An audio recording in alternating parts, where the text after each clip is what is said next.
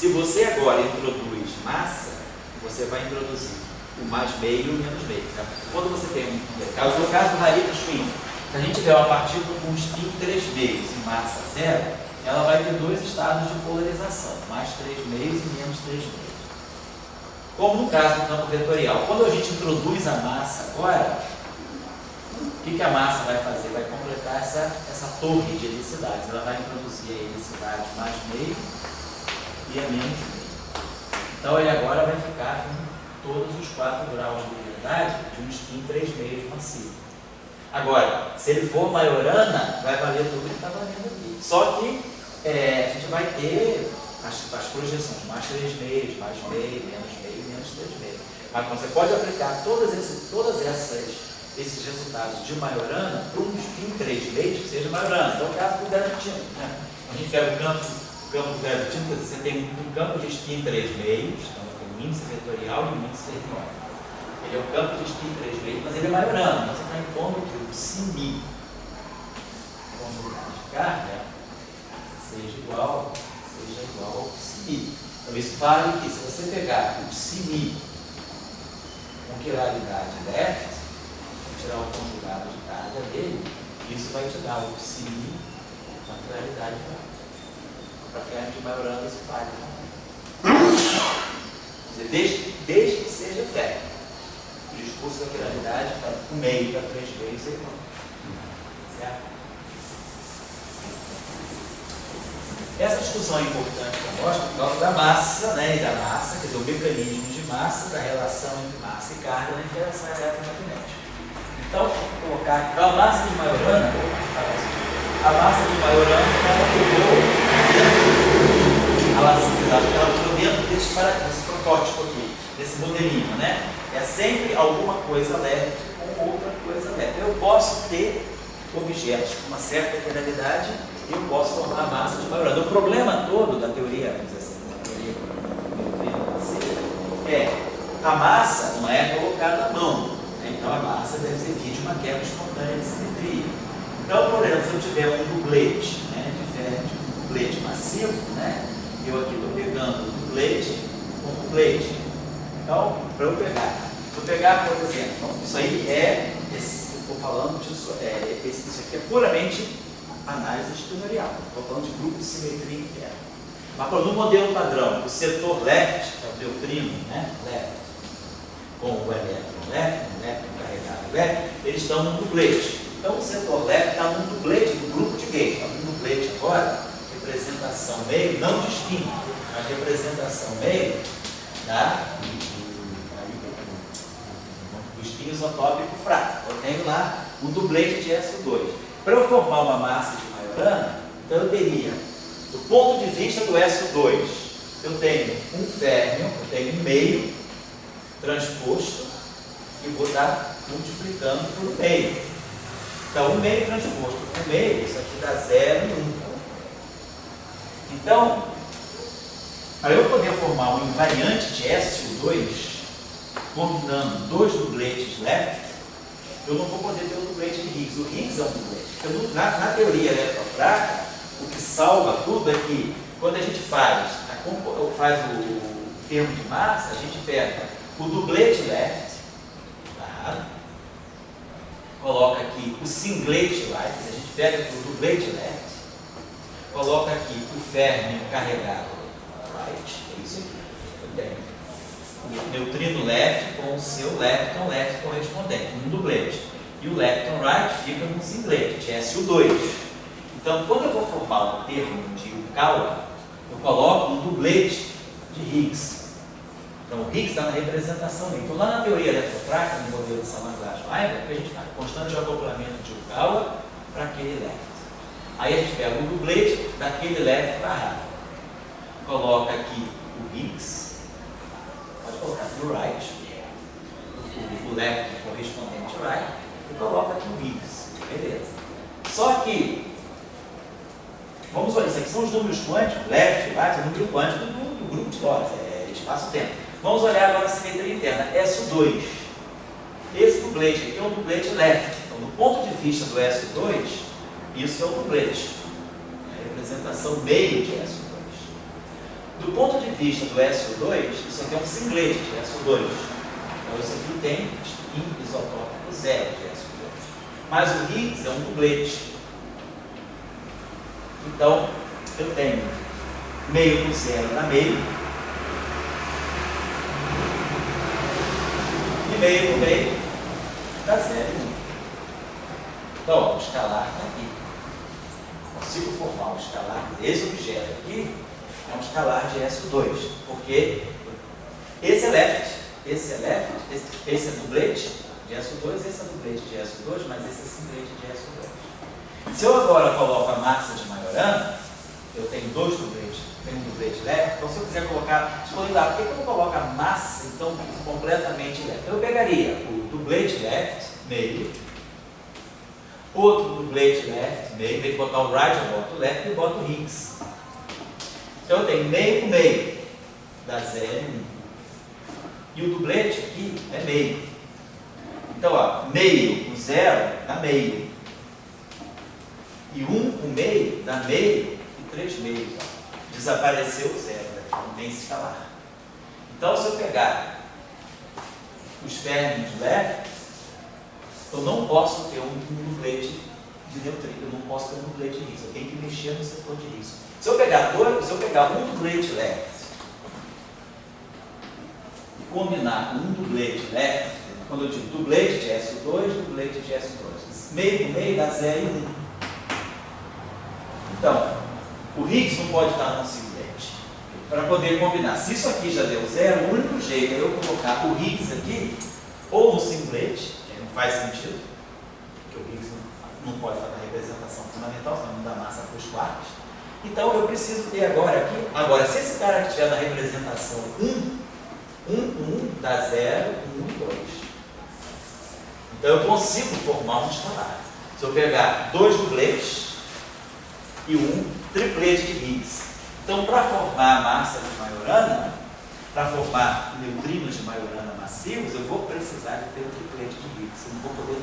Por isso que o modelo padrão, não, porque o SO2, o SO3 de cor, ele não acomoda neutrino massivo, porque o Higgs ali já está no dublete. Por que é mandatório que o Higgs está no dublete? Mandatório que o Higgs está no dublete, sobretudo, é o setor de quartos. Então, se eu vou dizer, tudo bem, mas eu poderia botar o Higgs, daria massa para os elétrons, mas eu não posso mexer no setor de quartos. Então, o dublete, o Higgs tem que estar no dublete, mas com o Higgs no dublete, eu não consigo gerar massa de Majorana. Então a massa de Majorana, ela pede pelo menos um triplete de SO2, né? Um triplete de SO2 para o Higgs. Isso aí a gente vai falar na próxima aula. É um trabalho interessante, né? No final da década de 70, da Peccei, né? Roberto Peccei, o boss lá, o argentino, Peccei, a Graciela Giannini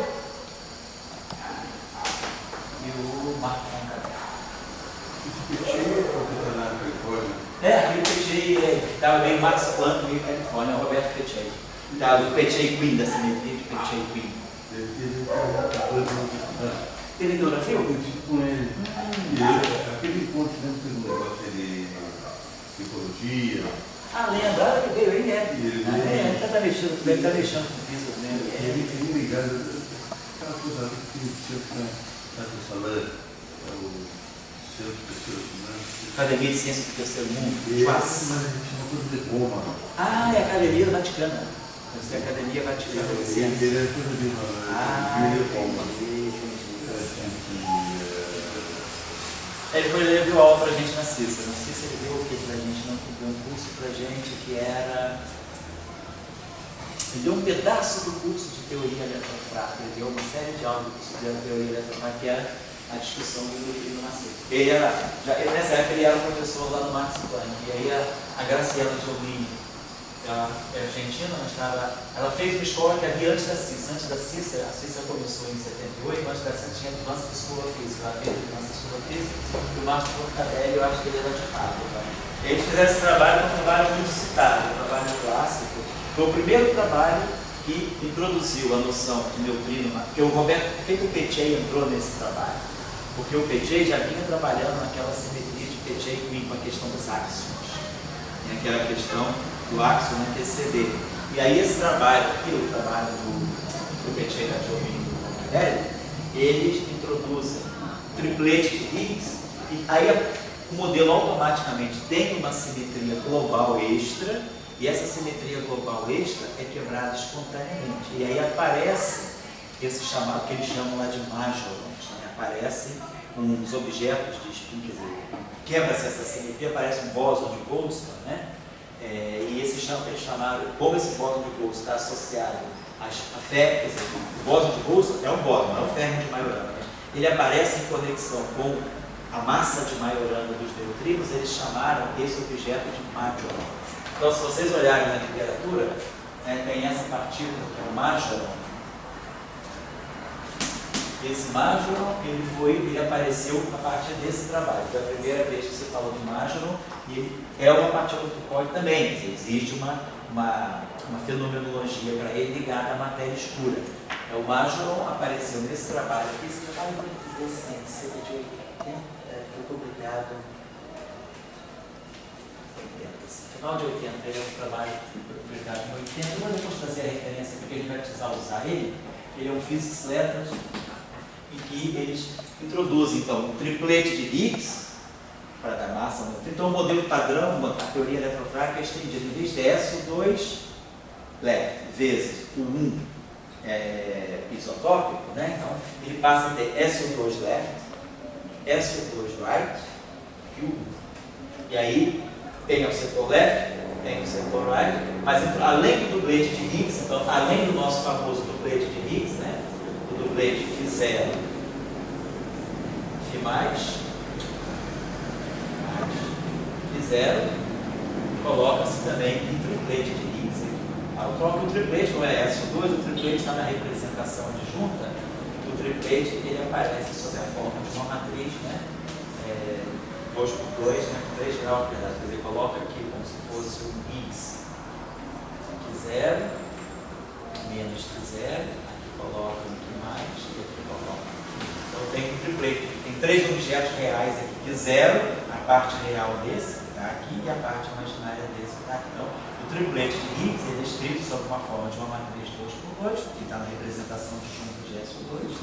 Tem um duplete de Higgs, então com um duplete de Higgs e com um triplete de Higgs, a gente consegue gerar massa para os neutrinos. Então isso a gente vai colocar, discutir na próxima aula, provavelmente a gente já vai começar a falar da massa dos neutrinos, para poder, com a massa dos neutrinos, falar da oscilação, da mistura de famílias, né? A matriz que faz a mistura das famílias, e isso aí é que vai interferir na questão do momento magnético, que vai chamar aqueles chamados momentos magnéticos de transição. Depois vai chegar lá para o tem. Começou foi 11 horas, né? Agora daqui a pouquinho, até 1 hora. Bom, então, o ponto importante que a gente assinala aqui é o mecanismo de massa de Majorana. Então, a massa de Majorana... Esse Petit, o pai dele, ligado essa coisa dele, assim, religião... né? Era o pai dele. O pai dele não... É que o Petit, a história dele é essa. Ele era, na verdade, italiano, mas com a guerra, a família dele foi para a Argentina, migrou para a Argentina. Então, ele se criou em Buenos Aires, mas ele mantinha a cidadania dupla, né, italiana e argentina. Depois que acabou tudo, ele voltou para a Itália, e da Itália ele foi para a Alemanha, ficou professor lá no Max Planck, mas a origem dele realmente eles são da Itália, assim. Mas não sabia que o pai dele deve ter sido na época do Mussolini, né? Algum mundo para gente foi, sabe? Entendi. Agora eu estou perdido. Interessante. É porque muitos italianos da física dizem que Majorana também foi italiano, né? Porque muitos italianos, né? Vocês viram, alguém viu o filme que eu mandei no domingo sobre o Salante, agora eu tinha sugerido? Vocês... Mandei, você não recebeu? Mandei no e-mail de domingo. Mandei The Guilt of Sin. Está muito bem. Ele estava ali, já vai clica ali que sabe, já no YouTube. Ele dura 1h05 o filme.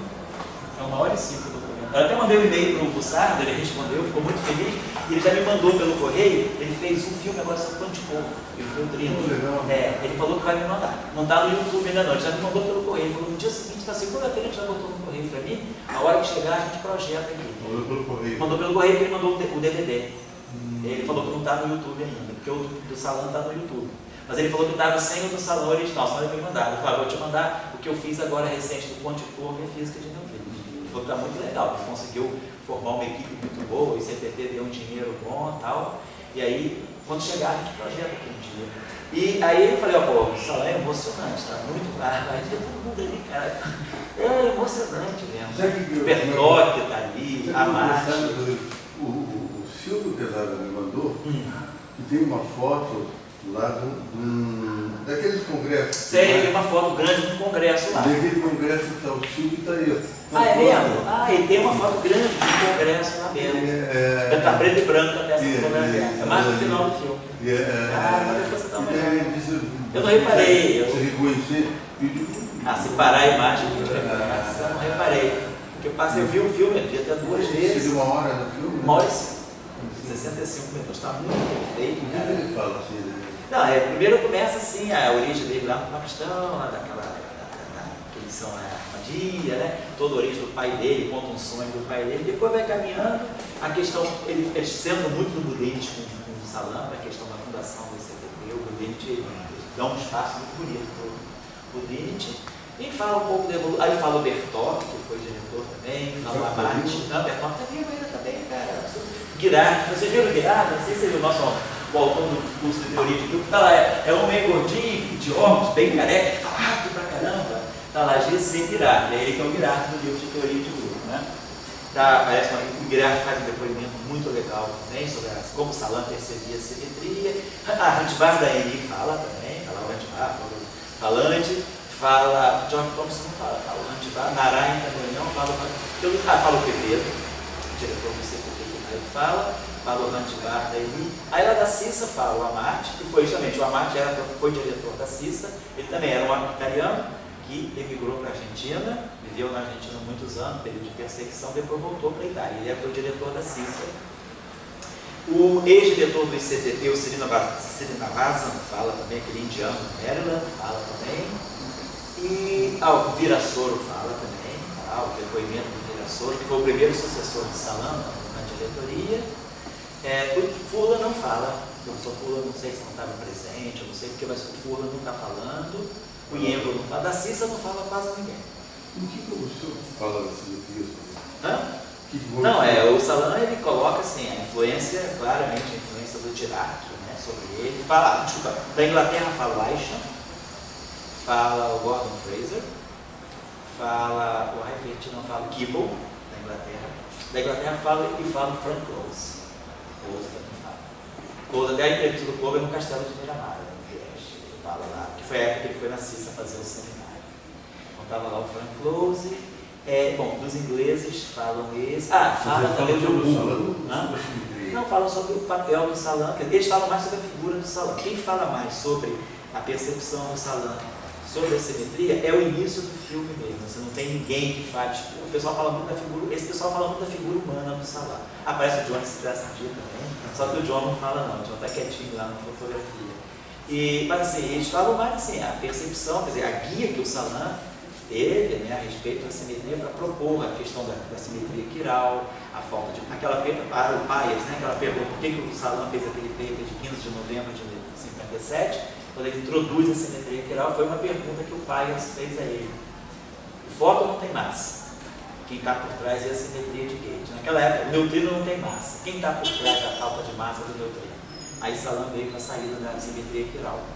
Aí a gente fala um pouco dessa questão, isso aí foi importante para se compreender a dinâmica dos termos. O Weinberg fala também, o depoimento do Weinberg, ele fala da influência da leitura dos 10 primeiros anos de formação da vida dele, ele leu os papers do Salam, os papers são da década de 50, né? O Weinberg fazia o doutorado, ele fala, o Glashow não fala, mas o Weinberg faz 2 depoimentos, um mais no início e o outro mais no final, mas assim, sempre no sentido de perceber o Salam como o homem da simetria. Né? Então, o que ele fala da simetria? Assim, eu quero o elemento guia de elegância, que a física tem todo por trás de toda a física, tem que ter um princípio de simetria. Né? O Pati fala nesse sentido, por que eles chegaram na simetria S4 dos prédios também, na grande unificação. O que eles colocam é o seguinte, todos os trabalhos importantes do Salam, estava por trás, a pergunta que movia os trabalhos era uma pergunta ligada a alguma simetria. Tudo que o Salam, a supersimetria. O John Strassadi aparece justamente na hora da supersimetria. O Pati também fala da questão da supersimetria. Então, todas as grandes contribuições do Salam, filmes foram feitas quando a pergunta que se fazia era qual é a simetria que está por trás desse fenômeno, como eles colocam isso. Mas é muito bem feito, é muito emocionante. A trilha sonora é muito bonita também. Escolher a terceira sinfonia de Brahms, que é uma sinfonia qualquer, que é uma sinfonia bem assim, sintetizadora de uma época, né? Foi muito bem feito. Pô, falei, os José estava bem. O Rodolfo trabalhou muito para fazer aquele filme, né? E aí agora ele fez o Conde Povo. Aí quando chegar o Conde Povo, a gente projeta aqui o dia. Eu acho que se a gente botar no computador, você puder, passa o DVD, né? Pode estar então, a gente passa aqui, a gente bota no dia de uma aula aí, o filmado do Conde Povo. Eu fiz o italiano foi para a Rússia. O Conde Povo foi o italiano que foi para a Rússia. Ele fugiu para a Rússia, ficou lá a vida acadêmica dele quase toda foi feita na Rússia também. E aí depois ele voltou para a Itália, quando estava já no final. Coisa que eu dizer, eles viveram uma época, essa coisa de comunismo, assim, em vez de estar chamando de uma cultura, assim, eles viveram um espírito de encontrar a humanidade através do comunismo. Por isso se fala do tiro, que é a Crimeia, né? O esposo foi para a Rússia. E a Rússia precisava, mas era um espírito da humanidade, né? Encontrar o espírito, o pessoal fala, aquele cara que matou, fala, aquele biólogo, ele foi para a Rússia também, aí que é a história. Quem sabe se ele matou, porque ele não. Mas eu digo, era um espírito de internacional, assim, que existiu, e é verdade que nos tempos atuais matou isso. Nos tempos atuais, assim... A ideologia, né? A ideologia é bem baixa, né? O espírito de encontrar a humanidade, não é assim, você está aqui, você está dando uma aula, a sua aula está indo para lá para Mato Grosso, para Pará, você está encontrando a humanidade, encontrou uma maneira de encontrar a humanidade. O cara está com um pastor lá na igreja, né? E naquela época havia essa coisa uma coisa muito social, mais profunda, que era o comunismo. Esse filme do Conde Povo deve ser muito bonito nesse sentido, porque certamente vai ser explorado porque ele saiu da Itália, numa Itália já pós-guerra, né? Quer dizer, ele saiu da Itália, não foi na época do Mussolini, já foi na época da Itália que estava já surgindo como uma economia forte depois da guerra. Eu acho que o Conde Povo saiu da Itália em 53, 54. Então já era um período que as coisas na Itália estavam bem, estavam caminhando bem. Aí, porque 58, 60 a lira já foi a moeda mais forte do mundo ali, né? Porque a Itália teve uma recuperação muito rápida, junto com a Alemanha, né? Da guerra. Então, assim, as condições eram ótimas, ele não estava ter saído da Itália. Ele saiu por uma questão puramente ideológica. Assim. Deve ser bonito esse filme, até porque também o filho do Conde Povo, o carinha até conhecia, não sabia. Pô, pai, tem um cineasta italiano muito famoso, o tio do Conde Povo, é filho dele. É filho do Conde Povo, esse cara ele é organizador do Festival Italiano de Cinema de Veneza e tal. Ele é um cineasta muito bom, tem filmes muito legais, é filho do velho Conde Povo. Esse filme deve ser muito bonito. Vale a pena a gente ver aqui em primeira, antes do YouTube, vamos conseguir chegar antes do YouTube. Beleza, então, só para a gente começar a finalizar, o que é importante é que o mecanismo de massa de Majorana, ele mantém, a gente consegue construir massa a partir de férmions durados, tá certo?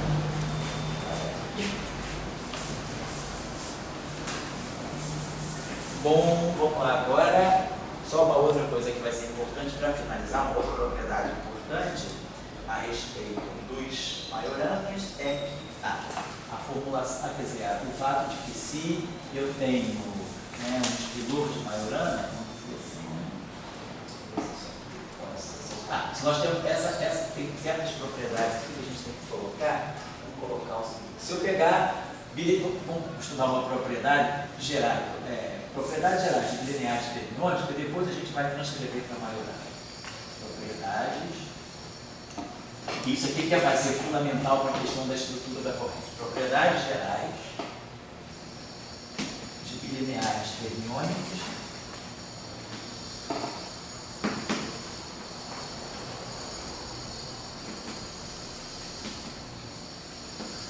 a serem particularizadas.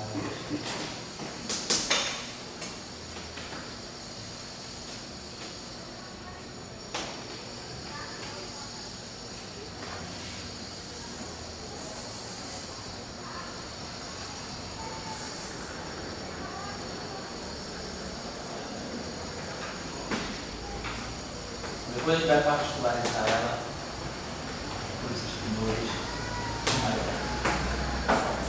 O que vai ser interessante?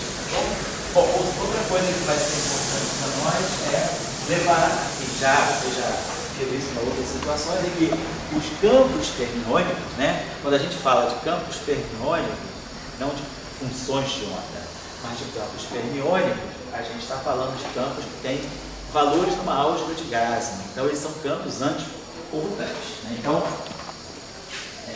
os componentes dos campos fermiônicos, elas pertencem a uma álgebra de Grassmann. Então, elas são anti-commuting numbers. Elas são números anticomutantes. Se eu pegar um psi alfa, passar por um π beta, as componentes individuais, elas fazem, elas são números que anticomutam. É uma álgebra chamada álgebra de Grassmann. Então, os campos fermiônicos, né, que a gente pode, o campo fermiônico, em segunda quantização, quer dizer, não estou falando de campos que têm relação de anticomutação, do tipo relação de anticomutação canônica, eu não estou falando de psi alfa, tx,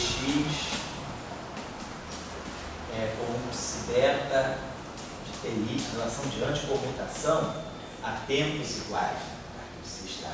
Isso aqui vai me dar um delta de alfa, beta, delta de x. Não estou falando da relação de comutação canônica, no sentido do formalismo, de campos canônicos. Estou falando mesmo que fossem campos clássicos, mas são números, são variáveis de Grassmann, são números anticomutantes. É isso que a gente está dizendo. Então, as variáveis fermiônicas, né? Os campos fermiônicos, né? Vamos colocar assim, clássicos entre aspas, né?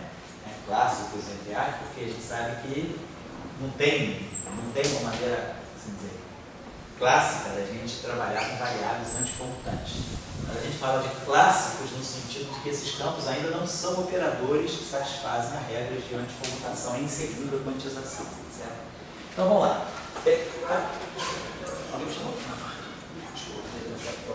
Vamos pegar essa peça de linear fermiônica.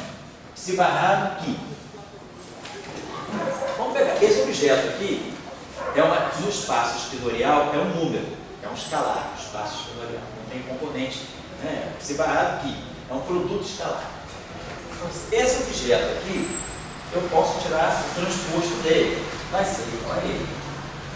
Isso é um número no espaço esquidorial. No entanto, se eu fizer, quando eu aplicar a propriedade de transposição, o que a propriedade de transposição está me dizendo? Me diz que psi barrado alfa, que alfa, se eu quiser colocar esse cara na frente desse, eu posso escrever isso como sendo menos que alfa, psi barrado alfa.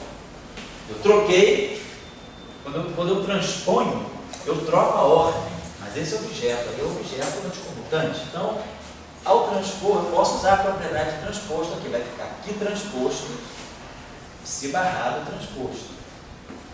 Só que anticomuta. Eu troquei, quando eu transponho, eu troco dois termos de ordem. E aqui a gente pode fazer a seguinte cadeia, menos que transposto, coloco C a menos 1 aqui, coloco C aqui e coloco psi barrado. Então tá, coloco C a menos 1, C aqui no meio. Vamos lembrar da condição de conjugação de carga. Se eu pegar o conjugado de carga de um espinor aqui, isso é C, Q barrado, transposto. Se eu transpuser essa relação aqui, isso aqui fica Q conjugado de carga transposto igual a Q barrado C transposto. Só que C transposto é menos C. Estou transpondo a definição. Isso aqui não é maiorando, isso aqui eu estou dizendo conjugado de cargas no ferro. Mas eu estou transpondo essa relação. Então, se eu trouxer esse C é menos 1, esse C é C transposto, mas C transposto é menos C. Por isso que apareceu esse sinal menos aqui. Transpus essa relação e usei a antissimetria do C. Agora eu posso multiplicar a direita por C é menos 1. Então isso aqui dá um C é menos 1. E esse sinal menos está aqui. Então, olha, que barrado, aqui transposto, C barrado transposto, que transposto? Desculpa aqui, né? Deixa eu apagar esse texto. Deixa eu botar isso aqui de uma outra maneira. Não vou usar essa relação. Tenho que pegar isso aqui e tentar relacionar. Que transposto C a menos 1. Vamos fazer o seguinte. Vamos pegar essa relação. Então eu tenho que C. Pegar o que C, vamos barrar essa relação. Tirar o barrado dessa relação, não tirar o transposto. Tirar o barrado dela. Lembrar essa relação. Então, vou escrever ela de uma outra maneira também. Então, estou reescrevendo essa relação. Isso aqui é C. Então, que barrado é? Que Dagger, gama zero. Isso aqui é transposto. Então, isso aqui fica C, gama zero, transposto, que está. Tá? Então, que C é C, gama zero, transposto, nós já sabemos. É menos gama zero, C. E aqui, o que está. Estou usando, então, uma outra forma de escrever a expressão de Majorana. O conjugado de carga, desculpa, o conjugado de carga. Isso aqui é menos gama zero, C, que está. É uma outra maneira, né, que a gente abriu mais essa expressão, mas não é dependente da representação, não, em geral. A gente escreveu o conjugado de carga desse modo também. Então, vamos tirar agora o Dagger dessa expressão. Tirar o Dagger. Conjugado hermitiano. Vai ficar menos o Dagger disso aqui, vai ficar aqui transposto. Quando eu tirar o Dagger do que está, vai ficar o que transposto. Quando eu tirar o Dagger do C, dá o C a menos 1, que é antes, que é unitário. E quando eu tirar o Dagger do gama zero, dá o próprio gama zero. Tudo bem, então essa relação também é um desenvolvimento a partir da definição do conjugado de carga. Agora eu multiplico a direita por gama zero. Gama zero ao quadrado é 1. E aí boto o gama zero aqui. Só que o lado esquerdo agora é exatamente o conjugado de Dirac. Isso aqui é o Xi C, o que C barrado ao lado esquerdo. Então isso aqui é menos que transposto C menos. Então, essa combinação para qualquer espinor varia. Sempre que eu tiver espinor transposto vezes a conjugação de carga menos 1, essa combinação aqui ela é menos conjugado de carga Dirac conjugado. Então, isso que está aqui, ó, isso que está aqui é justamente o C barrado. E o que está aqui é justamente Majorana, é o C. Então a gente mostra desse modo que esse lado direito aqui está dando que C barrado, C. Então essa propriedade vale para qualquer espinor, ou seja, mas isso aqui é igual a isso aqui. Então a primeira propriedade que a gente tira, importante, é essa propriedade de simetria. Quer dizer, quando eu tenho um bilinear fermiônico, eu posso reescrever esse bilinear de uma forma simétrica, mas colocando os conjugados de carga. Essa é a primeira relação. Isso aqui é geral. Claro, se o férmion for Majorana, então é claro que isso aqui é de barrado de C. Mas se o férmion não é Majorana, a relação que eu tenho é essa. Muito bom. Vamos ver essa propriedade. Olha isso aqui. Vamos coletando essas relações. Eu vou acabar com essas relações, a gente termina a aula, né? O meu plano era dar aula de 11 até 1h30, né? Mas vou acabar a aula acho que 15 máximo. Então, essa é a primeira propriedade, que é a propriedade de simetria, do bilinear fermiônico sob conjugação de carga. Vou pegar agora isso com gama 5. Isso aqui. Então, o fato importante aí para nós também é lembrar que os férmions tem componentes de gráfico, né? Os componentes dos campos terminam. Vamos pegar essa combinação agora. Psi barrado, gama 5, que, de novo, do ponto de vista espinorial, isso aqui é um escalar no espaço dos espinores. Então, o transposto disso é igual a ele mesmo. Vou transpor uma coisa que é uma única componente. Porém, vamos usar a propriedade de transposição. Quando eu transponho, eu vou colocar menos que, eu troco a ordem, menos que transposto, gama 5 transposto, psi barrado transposto. E aí agora a gente vai lá, você vai ficar menos que transposto, aí bota C menos 1C. Aqui está o gama 5 transposto. C menos 1, bota o C. E aí a gente vai com tudo que a gente sabe. Menos que transposto C menos 1 é o C barrado. Isso aqui é o conjugado de Dirac e o conjugado de carga. C, gama 5 transposto C menos 1, nós já sabemos, é o próprio gama 5. O IC, o psi barrado transposto, é o psi C. Então a gente mostra que isso, essa expressão também é simétrica. Então, se eu pegar essa combinação, né, psi barrado, gama 5 que isso aqui é a mesma coisa que C barrado, gama 5 psi C. Essa princípio linear também é simétrico sobre a troca dos dois férmions, né? Desde que, claro, trocando o férmio pelos seus conjugados lineares. Mas essa propriedade de simetria. Então, isso faz com gama 5. Vamos fazer isso agora com gama mi. Então, o procedimento é o mesmo, cara. Tá? Isso aqui é igual a gama mi. Isso aqui, do ponto de vista do setor espinorial, isso aqui é um escalar. Então, fica um espidor linha, uma matriz e um espidor coluna. Então, isso aqui vai dar um conjunto de 4 objetos. São 4 objetos que são vetores do ponto de vista do espaço e tempo, mas são 4 escalares do ponto de vista do conjunto. Então, aqui vai ficar menos que transposto, aqui vai ficar menos gama mi transposto, que se barrado transposto. Aí vamos usar as mesmas propriedades. Bom, C menos 1C, aqui é simplesmente o gama mi. C menos 1C, faz tudo igual. Então, aqui, esse menos aqui incorporado aqui. Agora, a diferença do gama 5 é que isso aqui é menos gama mi. Então, no caso do gama mi, a propriedade é essa, psi barrado, gama mi aqui, esse objeto aqui está me dando que isso aqui é menos psi C barrado, gama mi, psi C. E aí vocês veem, olha que o férmio de Majorana entrando em ação. Se esse objeto aqui, se eu tiver o único férmio, se psi for igual aqui, isso aqui é a corrente fermiônica, psi barrado, gama mi aqui, psi. É a corrente da equação de Dirac. Porém, se esse férmio for Majorana, eu vou ter que psi barrado, gama mi, psi é menos psi barrado, gama mi, psi. Então dá zero. Então a gente vê que no caso particular, em psi ser igual aqui e ser Majorana, essa corrente anula. Que é justamente indicando que o férmio de Majorana não tem essa corrente. Tudo vai ser a corrente anula. Aí a gente pode fazer o mesmo exercício, colocando aqui gama mi, gama 5.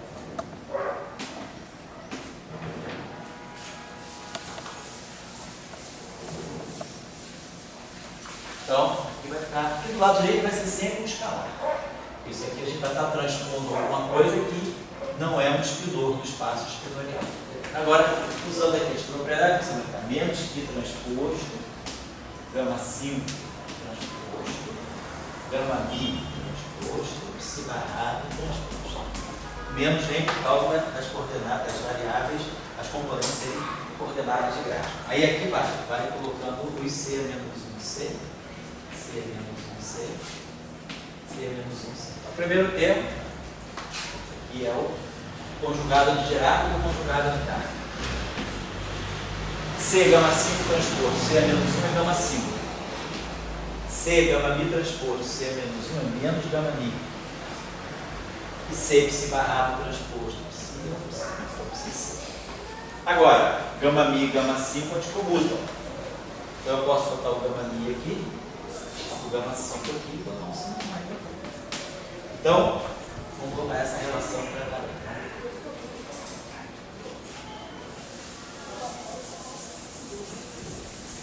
Então, psi barrado. Então, a corrente axial, psi barrado, gama mi, gama 5, aqui, essa também é, essa aqui é simétrica. Então, isso aqui, conjugado de carga barrado, gama mi, gama 5, psi conjugado de carga. Se psi for igual aqui e for Majorana, essa corrente não se anula. A corrente espiral, então, não se anula. A corrente vamos dizer, eletromagnética se anula, mas a corrente espiral.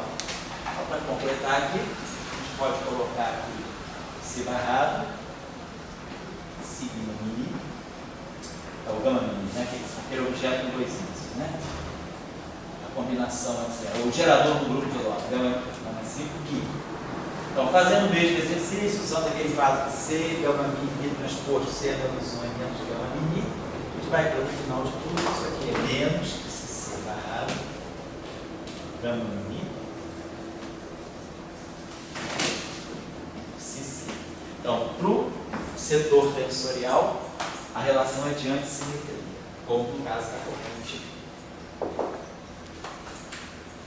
E se a gente pegar psi barrado, gama mini, gama 5, que é só a gente lembrar, vai trocar a ordem.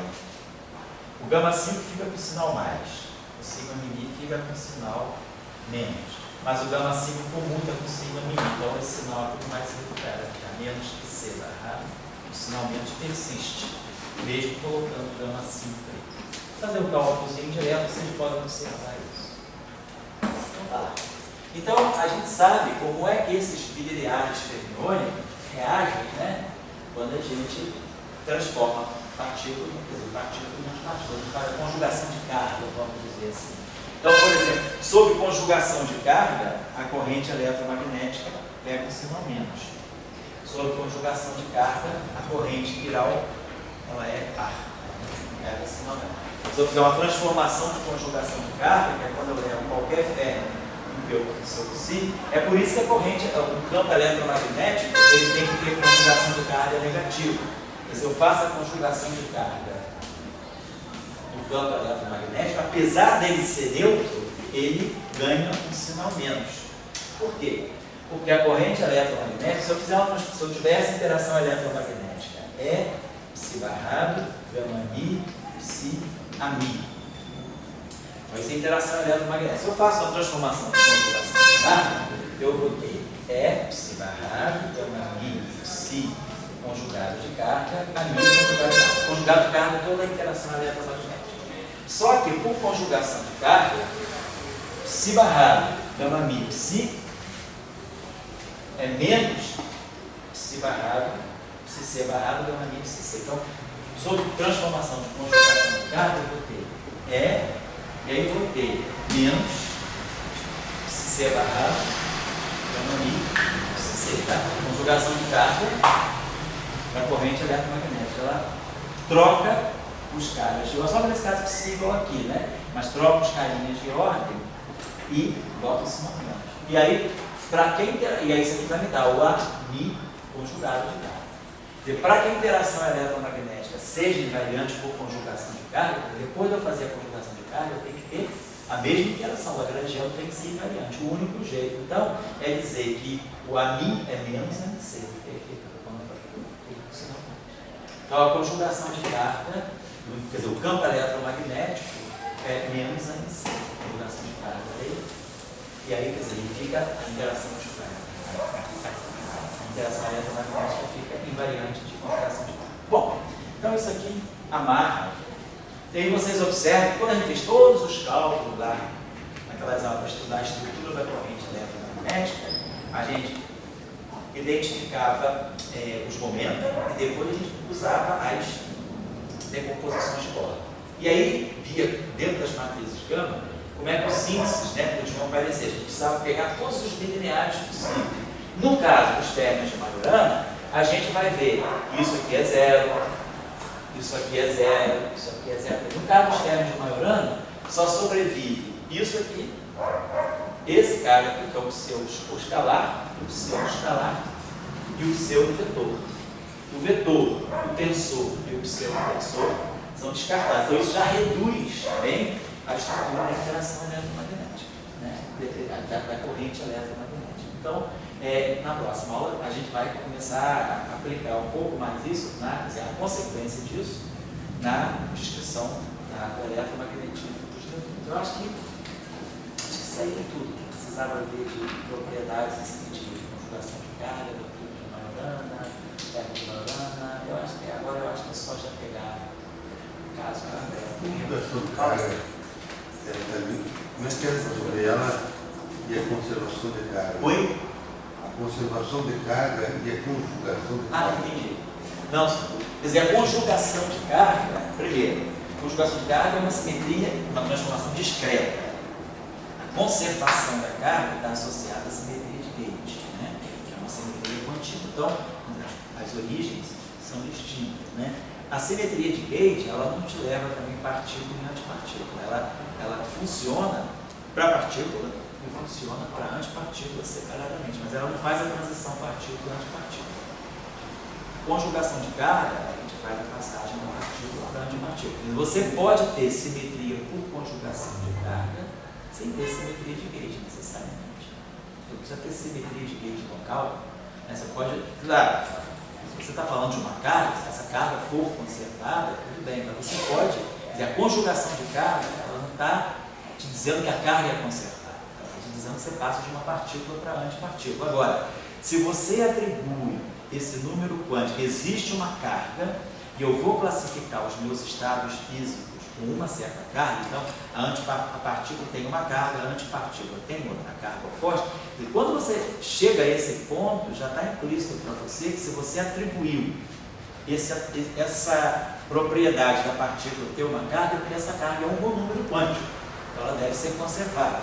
Eu diria que, do ponto de vista assim, da estruturação, né, você primeiro precisa ter a lei de conservação para definir que você tem um número quântico que é conservado.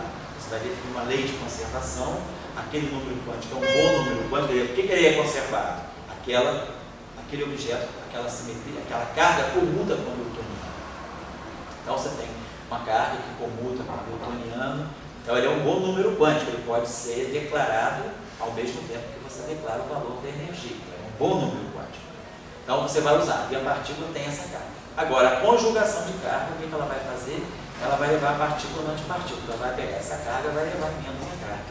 Então a conjugação de carga, eu acho que ela é uma simetria posterior, ela é menos constitutiva do que a simetria que dá a definição daquela carga. Eu acho que primeiro você precisa ter certeza de quais são as boas cargas que eu vou usar para classificar os meus estados.